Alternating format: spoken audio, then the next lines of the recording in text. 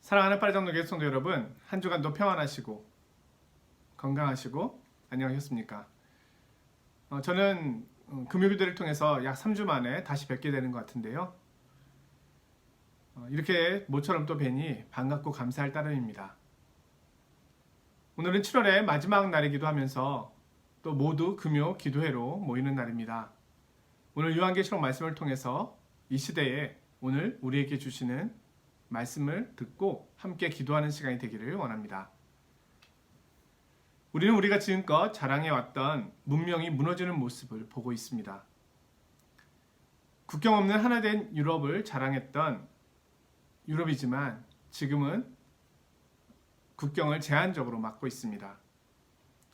자연재해가 지구촌에 가득한 모습도 보고 있습니다. 홍수 피해와 더불어 가뭄 피해도 보고 있습니다. 우리가 심은 열매가 무엇인지 자연이 우리에게 탄식하고 있는 현실입니다.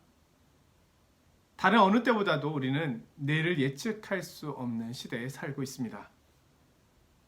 이런 때의 성도들은 어떤 생각을 가지며 살아야 할까요? 먼저는 우리 그리스도인들은 두려워하지 말아야 한다는 겁니다. 이 모든 일들이 성경에서 이미 예언되었던 일들입니다. 마태복음 24장에서 25장에 나타나는 소묵시록, 그리고 요한계시록, 또 구약의 예언서를 비롯해서 신약의 서신서에 이르기까지 하나님께서는 우리에게 이 세상에 일어날 일들에 대하여 또 마지막 때 일어날 일들에 대하여 말씀해 주셨습니다. 가장 좋은 것이 오기 위해서는 이전 것이 무너져야 합니다. 새 하늘과 새 땅이 오기 위해서는 이전 것이 사라져야 하는 것입니다. 또한 성도는 이런 현실 속에서 데살로니가 교회처럼 일하지 않거나 하늘만 바라보고 있는 삶을 살아서는 안 되겠습니다. 우리의 삶의 자리에서 마지막까지 그리스도의 영광을 위하여 살아야 합니다. 그리고 증인된 삶을 보여주어야 합니다. 바울은 데살로니가 교회 교인들에게 권면하였습니다. 항상 선을 따르라. 항상 기뻐하라. 쉬지 말고 기도하라. 범사에 감사하라. 자, 이 모든 것은 우리가 이 땅에 있을 때에나 우리가 그토록 사모하는 하나님 나라에 도달했을 때에나 늘 해야 하는 일이며 우리의 부르심이기 때문입니다. 자, 요한계시록 말씀은 작년 9월에 시작을 하였습니다. 코로나19 바이러스가 발생하기 이전부터 매주 금요일 하나님 말씀을 나누었는데요. 지금 이 시대에 가장 적절한 말씀이 아닌가 싶어서 한편으로는 감사하고 놀랍기도 합니다. 오늘 우리가 함께 다시금 볼 말씀은 바벨론의 멸망의 세 번째입니다. 자, 바벨론의 멸망에 대한 말씀은 7번째 천사가 7번째 대접을 부음으로써 구체적으로 나타납니다. 다시 말하면 최후의 심판의 모습이라고 할 수 있습니다. 이 바벨론의 멸망의 모습이 얼마나 중요한지 요한계시록에서는 17장에서 19장에 이르기까지 자세하게 묘사해주고 있다는 겁니다. 그 중에 우리는 큰 성 바벨론의 멸망의 세 번째 시간을 보고 있습니다. 오래전 일이라 여러 가지 내용들을 또 기억하지 못하실 수 있으니까요. 앞의 내용들과 더불어서 한번 정리하며 오늘 말씀을 보도록 하겠습니다. 7번째 대접이 부어지자 바벨론의 멸망이 구체적으로 나타납니다. 큰 성 바벨론이 상징하고 있는 것, 그것은 무엇인지 기억하고 계시나요? 바벨론의 성격을 보면 바벨론이 무엇인지 알 수가 있는데요.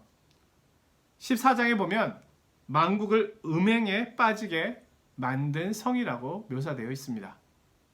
여기서 음행은 영적 음행을 말합니다.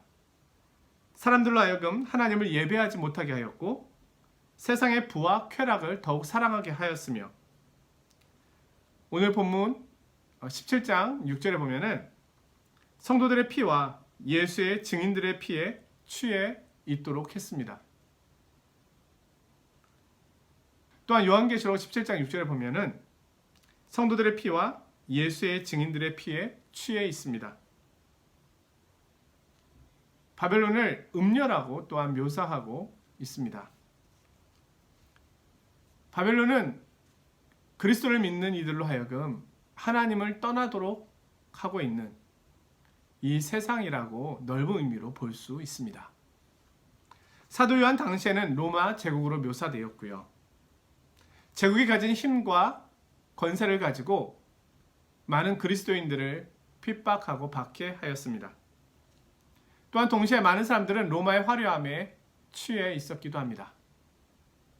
이와 동일한 일을 오늘날 이 세상이 우리에게 하고 있습니다. 그런 의미에서 큰 성 바벨론은 좁은 의미로는 하나의 제국이라고 묘사할 수 있고요. 넓은 의미로는 이 세상이라고 볼 수 있습니다. 하나님을 대적하고 있는 이 세상이라고 볼 수 있습니다. 중요한 것은 로마 제국이 무너진 것처럼 유적이 되어버렸죠. 이 바벨론도 반드시 무너진다는 겁니다. 오늘 본문 말씀을 보도록 하겠습니다. 먼저 본문 말씀을 제가 읽겠습니다. 내가 본 짐승은 전에 있었다가 지금은 없으나 장차 무정행으로부터 올라와 멸망으로 들어갈 자니 땅에 사는 자들로서 창세 이후로 그 이름이 생명책에 기록되지 못한 자들이 이전에 있었다가 지금은 없으나 장차 나올 짐승을 보고 놀랍게 여기리라. 지혜 있는 뜻이 여기 있으니 그 7머리는 여자가 앉은 7산이요 또 7왕이라. 5은 망하였고 하나는 있고 다른 하나는 아직 이르지 아니하였으나 이르면 반드시 잠시 동안 머무르리라. 전에 있었다가 지금 없어진 짐승은 8째 왕이니 7 중에 속한 자라. 그가 멸망으로 들어가리라. 내가 보던 10뿔은 10왕이니 아직 나라를 얻지 못하였으나 다만 짐승과 더불어 임금처럼 한동안 권세를 받으리라. 그들이 한 뜻을 가지고 자기의 능력과 권세를 짐승에게 주더라. 그들이 어린 양과 더불어 싸우려니와 어린 양은 만주의 주시오 만왕의 왕이심으로 그들을 이기실 터이요 또 그와 함께 있는 자들 곧 부르심을 받고 택하심을 받은 진실한 자들도 이기리로다. 또 천사가 내게 말하되 내가 본 바 음녀가 앉아 있는 물은 백성과 무리와 열국과 방언들이니라. 내가 본 바 이 10뿔과 짐승은 음녀를 미워하여 망하게 하고 벌거벗게 하고 그의 살을 먹고 불로 아주 사르리라. 이는 하나님이 자기 뜻대로 할 마음을 그들에게 주사 한 뜻을 이루게 하시고 그들의 나라를 그 짐승에게 주게 하시되 하나님의 말씀이 응하기까지 하심이라. 또 내가 본 그 여자는 땅의 왕들을 다스리는 큰 성이라 하더라. 아멘. 자, 오늘 본문에 보면 바벨론 음녀가 짐승을 타고 있습니다. 여기서 탄 짐승은 과연 누구인가? 바벨론에 취해서 교회와 하나님의 백성을 대적하고 있는 절대 권력자라고 일반적으로 봅니다. 세례 요한 당시에는 네로 황제라고 할 수 있겠고요. 오늘날에는 이와 같은 역할을 하고 있는 적 그리스도적인 성격을 가진 교회와 성도를 대적하는 인물이라고 볼 수 있습니다. 그런데 이 큰 성 바벨론이 이 인물과 연합된 모습으로 공생관계를 유지하고 있다는 겁니다. 오늘 이 짐승에 대해서 묘사하고 있는 모습을 보면은요, 이 짐승이 무적행에서 올라옵니다. 자, 이 무적행은 짐승이 결박당한 곳이죠.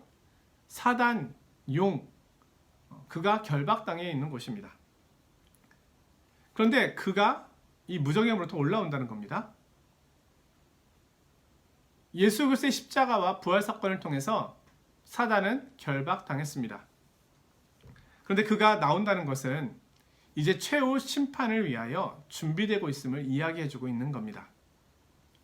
그는 무적행에서 올라와 사망으로 들어가게 됩니다. 그 또한 마지막 심판을 준비하고 있는 것이죠. 그런데 오늘 이 짐승이 7머리와 10뿔을 가지고 있습니다. 자, 7머리와 10뿔 무엇이 생각나시나요? 요한계시록 12장에서 보면 용, 사단이 7머리와 10뿔을 가지고 있습니다. 그러니까 여기서 바벨론이 올라타 있는 이 짐승은 요한계시록 12장에 나오는 용, 사단, 그 영적 존재라고 직접 이야기할 수는 없지만 그의 영향 아래 있는, 그와 동일한 목적을 가지고 있고 동일한 권세를 가지고 있는 그 짐승, 사단과 한패인 그 짐승에 올라타 있다고 볼 수 있겠습니다. 용과 이 짐승의 일치된 모습들을 보여주고 있는 거죠. 특히 주목해 볼 것은 여기 10뿔이 나오는데요. 10뿔은 10왕이죠. 요한계시록에서 10이라고 하는 숫자는 10왕, 온 열방, 온 세계를 의미하는 것이라고 할 수 있겠습니다. 따라서 온 땅의 왕들이 짐승의 통제 아래 있음을 짐승 위에 있는 10뿔이 보여주는 것이라 할 수 있겠고요. 아울러서 7머리도 그와 동일한 개념을 가지고 있다고 보시면 되겠습니다. 12절 13절에 보면은요. 내가 보던 10뿔은 10왕이니 아직 나라를 얻지 못하였으나 다만 짐승과 더불어 임금처럼 한동안 권세를 받으리라. 그들이 한 뜻을 가지고 자기의 능력과 권세를 짐승에게 주더라. 온 땅의 왕들이 짐승의 통제 아래 들어와 있다는 것은 그 왕의 통치를 받고 있는 온 땅의 백성들도 짐승의 통제 아래 있음을 보여주는 겁니다. 이 짐승의 권세가 아주 큼을 보여주고 있는 것이죠. 그런데 17장 16절에 보면 수수께끼 같은 이야기가 나옵니다. 내가 본 바 이 10뿔과 짐승은 음녀를 미워하여 망하게 하고 벌거벗게 하고 그의 살을 먹고 불로 아주 사르리라. 이 말씀은 10왕이 바벨론을 망하게 한다는 겁니다. 아니, 이들은 함께하고 있었는데 여기에 와서는 이 왕들이 바벨론을 무너뜨리고 있다는 겁니다. 이들은 서로의 필요에 의하여 함께 가고 있는 것이지 사랑의 관계로 묶여진 것은 아니었습니다. 언제든지 자신의 목적과 필요에 따라 배신할 수 있는 관계였던 겁니다. 이들은 겉으로는 자신들의 이익을 위해서는 친구인 척하고 있지만 이익이 되지 않을 때는 서로 배신하는 것이죠. 그들이 바벨론에 대해 기대하는 것이 있었지만 그것이 온전히 채워지지 않자 망하게 하고 벌거벗게 하고 미워하여 그의 살을 먹고 불로 아주 사르게 하는 겁니다. 사탄의 나라는 이런 이유 때문에 설 수가 없습니다. 하나님의 심판이 있기 전에도 스스로 무너지게 되는 것입니다. 우리가 일반적으로 정치를 볼 때 이런 이야기를 하는데요. 정치에는 영원한 친구도 없고 영원한 적도 없다. 언제든지 자신의 이익에 따라 친구도 되고 원수도 된다는 겁니다. 이것이 악이 가지고 있는 성격입니다. 그런데 이 악이 가지고 있는 성격 때문에 이들이 망합니다. 한쪽만 망하는 것이 아니라 함께 망해버립니다. 왜냐하면 바벨론과 짐승은 한 운명 공동체이기 때문입니다. 우리나라 말에 흔히 하는 이야기로 너 죽고 나 죽자. 이게 바벨론과 짐승의 모습입니다. 둘째로 오늘 이 모습은 짐승이 온 땅의 왕들과 나라들을 완전히 자신의 통치 아래 두고 있음을 보여줍니다. 큰 성 바벨론조차도 이 왕의 완전한 통치 아래 있는 것임을 보여주고 있습니다. 이런 일들은 짐승을 향한 10왕들의 충성의 표시라고 할 수 있습니다. 그들의 힘을 모아서 음녀 바벨론을 대적하고 있습니다. 그러나 이 모든 것들은 선하신 하나님의 뜻과 계획과 섭리 속에서 이루어지고 있는 것임을 우리는 기억해야 합니다. 17장 17절에 보면은요. 이는 하나님이 자기 뜻대로 할 마음을 그들에게 주사 한 뜻을 이루게 하시고 그들의 나라를 그 짐승에게 주게 하시되 하나님의 말씀이 응하기까지 하심이라. 이들이 서로 친구가 되어서 함께 있는 것은 하나님께서 이들을 심판하기 위한 목적이었다는 것입니다. 이들은 너무 커 보이고 너무 대단해 보입니다. 대적할 자가 없는 것처럼 보입니다. 그런데 서로 싸우다가 무너집니다. 이 모든 것이 하나님의 주권하에 있습니다. 악이 번성할 때 우리가 반드시 기억해야 할 것은 이 악까지도 사탄까지도 하나님의 권세 아래 있다는 것입니다. 하나님께서는 이 모든 것을 하나님의 목적과 뜻을 이루시는 도구로 사용하실 수 있는 전능하신 능력이 있으십니다. 모든 것이 합력하여 반드시 선을 이루게 될 것임을 우리는 기억해야 하겠습니다. 음녀 바벨론과 함께하고 있는 짐승, 그리고 열 왕들이 힘을 모아서 추구하고 있는 것은 무엇일까요? 그것은 어린 양과 성도들이 그들의 표적의 대상입니다. 14절에 보면은요. 그들이 어린 양과 더불어 싸우려니와 어린 양은 만주의 주시요 만왕의 왕이심으로 그들을 이기실 터이요 또 그와 함께 있는 자들 곧 부르심을 받고 택하심을 받은 진실한 자들도 이기리로다. 그들의 싸움의 대상은 어린 양입니다. 바로 예수 그리스도입니다. 그리고 예수 그리스도를 따르는 성도들입니다. 저는 이 말씀을 볼 때마다 늘 놀라움을 금하지 않을 수 없습니다. 이 세상 나라와 함께 짝이 된 열 왕이 결국은 어린 양과 성도들을 무너뜨리는 것을 목적으로 하고 있다는 겁니다. 이 세상 뒤에는 이 세상을 움직이고 있는 거대한 영적인 힘, 사단의 힘과 권세가 있다는 것이죠. 이 세상의 목적은 기술 발전이나 사회 발전이 아닙니다. 물론 우리는 순수한 목적으로 이 모든 것을 시작하기도 합니다. 그러나 궁극적으로 하나님을 떠난 이 세상이 꿈꾸는 것은 하나님 없는 세상입니다. 사단이 뒤에서 그것을 주장하고 있습니다. 이것이 세상의 교활함과 유혹입니다. 할 수만 있으면 하나님을 지우려고 하고 하나님을 대적합니다. 세상의 물질주의, 잘못된 이념과 사상, 또한 문화라는 이름으로 접근하는 모든 것, 이 세상의 자랑, 이 세상의 위인들, 이 모든 것들이 궁극적으로 추구하고 있는 것은 어린 양과 성도들을 대적하는 것입니다. 우리는 소수의 인권이라는 이름으로 이미 동성연애가 합법화되었을 뿐 아니라 이제는 장려되고 있음을 보는 현실에 살아가고 있습니다. 어린 생명을 지우고 있는 낙태, 그리고 성공주의라는 이름하에 행해지고 있는 수단과 방법을 가리지 않고 있는 모든 일들, 이것을 행하고 있는 이 세상은 하나님과 하나님의 가르침을 좋아하지 않습니다.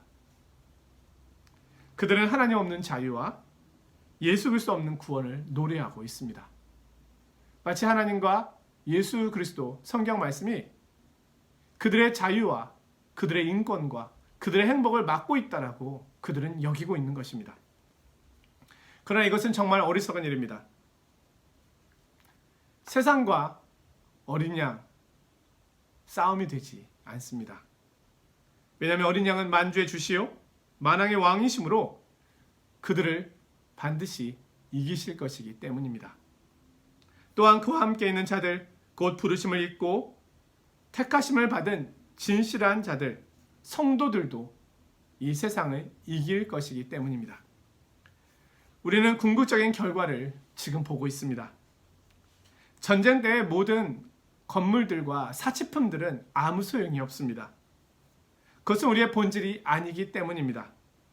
마찬가지로 하나님의 심판 때에 바벨론은 모든 것을 잃어버릴 것입니다. 그것은 본질이 아니기 때문입니다. 그들에게는 아무것도 남은 것이 없을 겁니다. 그러나 어린 양은 승리합니다. 어린 양을 따르는 성도들은 승리합니다. 그들이 붙잡고 있는 것은 시들거나 쇠해지지 않을 것입니다. 영원할 것입니다. 하나님께서는 우리에게 세상 나라의 마지막 모습을 보여주고 있습니다. 우리는 그 결과를 보고 가고 있습니다. 무엇을 붙잡아야 하겠습니까? 바울사도는 표대를 향하여 자신의 걸음을 멈추지 않고 달려간다고 이야기하였습니다. 오늘 우리에게 있는 표대는 예수 그리스도, 그분의 말씀입니다. 그분의 영광입니다.